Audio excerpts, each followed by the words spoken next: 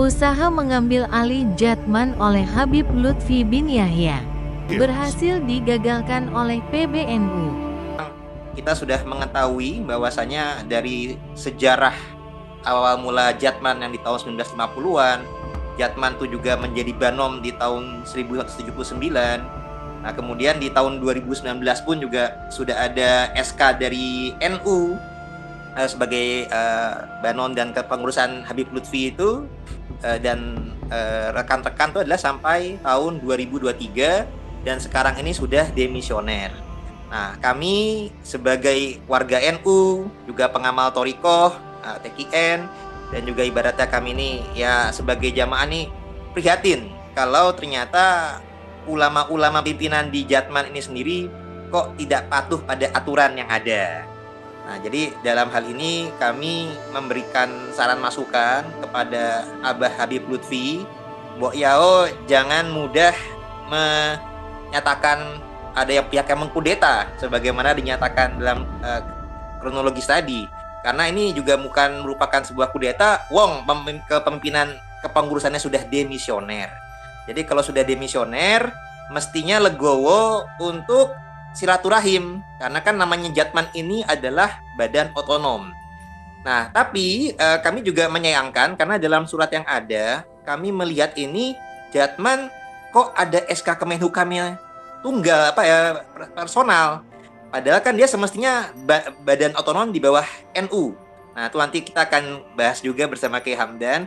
Karena kalau kami melihat nih ketika dalam surat pelarangan dari Jatman kepada anggota-anggotanya menghadiri silaturahim dengan PBNU, itu di kop suratnya ada tulisan SK Kemenhukam. Jadi bukan SK dari PBNU-nya, tapi kami lihat di sini bahkan ada SK Kemenhukamnya langsung. Yang seakan-akan nih Jatman ini berdiri secara independen. Padahal tadi oleh Kiai Hamdan sudah dijelaskan, Jatman ini adalah badan otonom di bawah PBNU dan bahkan dilahirkan oleh para ulama-ulama kiai-kiai Thorikoh yang anggota NU dan juga jelas-jelas ini terikat dengan aturan daripada PBNU karena Jatman jelas adalah sebagai badan otonom. Sehingga kami amat sangat prihatin bila mana kok anggota Jatman ini yang mau mengikuti aturan yang benar seperti Kiai Hamdani berarti ikut aturan yang benar bahwasanya Jatman ini adalah badan otonom daripada PBNU, kok malah dilarang buat silaturahim. Nah, padahal memenuhi undangan apabila itu suatu hal yang baik itu adalah suatu kewajiban untuk menghadirinya. Lah kok ini bisa dilarang untuk menghadiri suatu undangan silaturahim?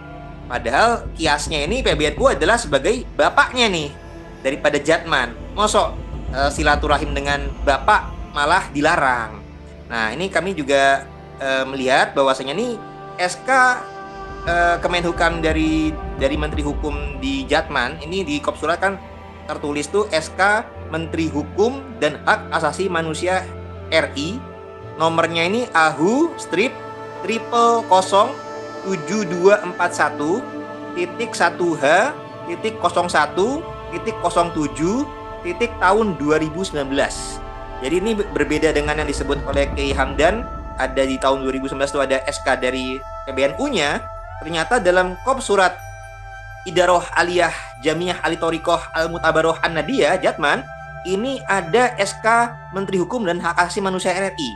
Nah, artinya nih seakan-akan nih kepengurusan Jatman ini seakan-akan melepaskan diri kalau kami melihat. Seakan-akan nih kudeta alus mengaku sebagai NU tapi kok malah bikin SK sendiri. Nah, ini yang kami sangat khawatir dan juga kami prihatin ibaratnya.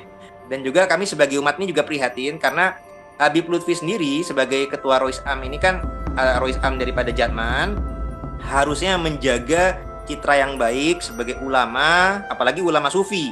Kita tahu sendiri sufi tasawuf ini dalam ilmu Islam ini bagian yang sangat spiritual. Jadi kalau dalam ilmu Islam itu ada iman, Islam, dan ihsan. Iman melahirkan ilmu akidah dan juga jelas ada rukun-rukun imannya. Islam melahirkan ilmu fikih. Nah, kalau ilmu akidah tadi kan ilmu akidah alias ilmu kalam. Sedangkan dari ihsan itu kan kita tuh masalah kesadaran. kita beribadah seakan-akan kita menyaksikan Allah atau menyadari bahwasanya Allah menyaksikan kita. Jadi ini kaitannya dengan kaitan spiritual, kesadaran spiritual. Dan inilah yang melahirkan ilmu tasawuf yang mengedepankan kesadaran, akhlak yang baik, ibaratnya juga seperti tadi Kiai Hamdan sampaikan tuh sudah tidak pas ranahnya kalau untuk mempertahankan posisi kedudukan, jabatan. Jadi benar-benar harus murni karena Allah.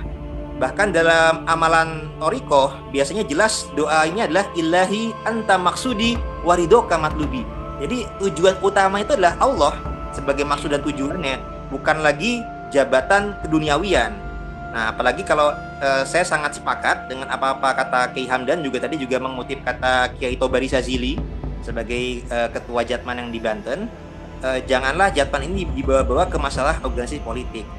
Dan juga kami juga menyayangkan figur Habib Lutfi ini sendiri, karena kami juga selain pelaku Thariqah, kami juga merupakan keturunan dari keluarga besar Wali Songo, juga dari keluarga Banten, dan dari garis ibu juga bersambung kepada Pangeran Diponegoro, keluarga Mataram.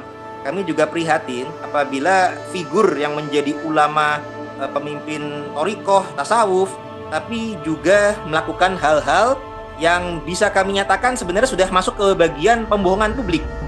Jadi misal kami melihat kasus terhadap masalah klaim-klaim masalah silsilah dan sejarah yang dibelokkan. Jadi di sini perlu kami sampaikan kepada publik, ini harus diwaspadai secara bersama-sama. Figur yang seperti ini tidak pantas untuk kita jadikan rujukan. Dan ini perlu dari pihak PBNU ataupun kita bersama-sama untuk mengkritisi dan juga menyelamatkan NU dari pembelokan-pembelokan yang sudah ada. Misalkan tidak betul bahwasanya pendirian NU itu didirikan juga inisiatornya adalah Habib Hasim yang diklaim sebagai kakeknya Habib Lutfi.